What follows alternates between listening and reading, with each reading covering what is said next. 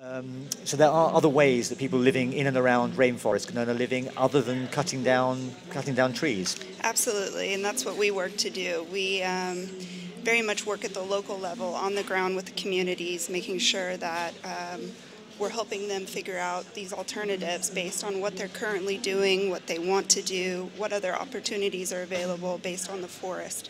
And so we've done everything from help communities set up management plans for different types of palm fibers grown in the forest, as well as ecotourism and handicrafts.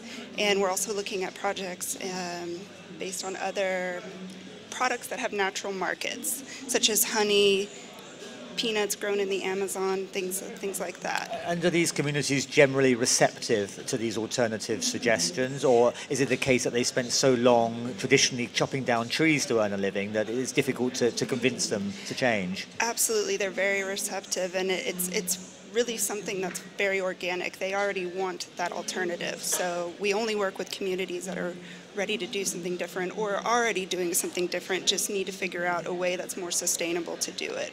Right. And what is your purpose here at COP17? How do you hope to spread that message? Well, at COP17, this is the first time we're a delegate to the official conference, and so we're really looking just to make connections, meet other organizations that we could potentially partner with, as well as businesses and other individuals working in our fields. And we attend all of the ancillary conferences as well, such as WCS, Forest Day, all of them.